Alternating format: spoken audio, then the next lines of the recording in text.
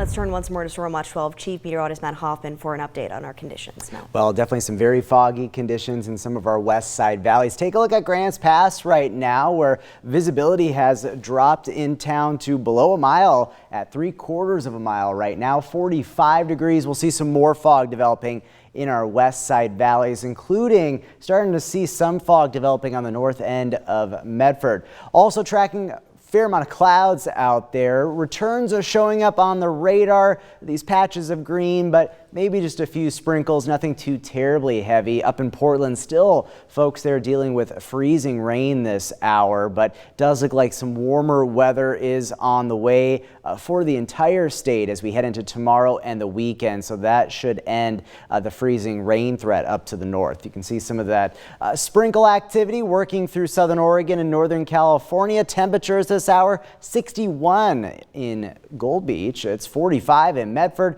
41 in Montague, sitting at 35 in Klamath Falls, and at freezing now in Chemult, 32 degrees. Higher elevations, any spots that do drop below freezing, there's been a fair amount of melting today. Watch out for some icy spots on the roads through some of our higher passes in the region.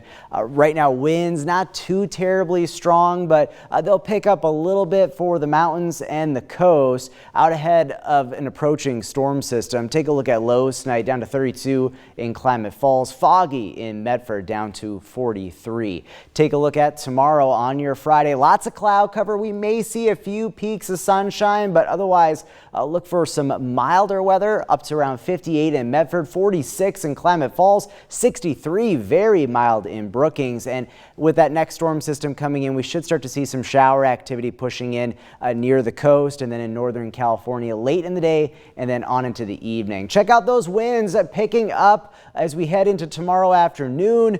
Mainly the Rogue and Shasta valleys. More widespread blustery weather expected Saturday and through this weekend. Now here comes that flooding potential Friday night through Monday morning. This includes Curry, Josephine, Jackson, and Siskiyou County. Upwards of 1 to 5 inches of rain expected through this time period. And with higher snow levels, we're going to see more melting snow, and that will only add to the concerns for flooding. And along with quick rises on rivers and creeks, some low-lying flooding concerns as well. We could see some rock falls and maybe some localized landslides. Those will also be possible. It'll really depend on exact rain amounts and how things progress with that heavier rain. But we do have a flood watch already posted for parts of Curry County. This is from 10 a.m. Saturday to 10 a.m. Monday. We had some flooding issues over the weekend, earlier this week, and we'll likely see more of that as we head into this weekend. Here's a look at the rainfall forecast Friday morning through Monday afternoon.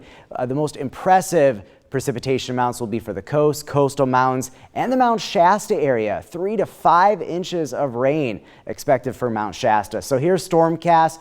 Fairly quiet tomorrow, and then we'll start to see wet weather streaming in here as we head into Saturday. Heavier precipitation near the coast and in the Mount Shasta area, staying very active as we head through the weekend into the start of next week. But you'll notice snow isn't going to be a huge factor. Most of the heavier snowfall and more significant snowfall is going to be for our higher peaks in the region. Your 7-day forecast, heavy rain this weekend for the coast, gusty winds expected as well. Northern California, heaviest precipitation in the Mount Shasta area. It stays pretty active for next week. The Klamath Basin, quiet tomorrow, just a lot of clouds, but then rain and higher terrain snow expected this weekend. Snow levels mainly hanging out between about 5,000 to 6,000 feet through much of this event this weekend into the first part of next week. So winter weather impacts not looking too terribly significant. In the Rogue Valley, showers likely this weekend with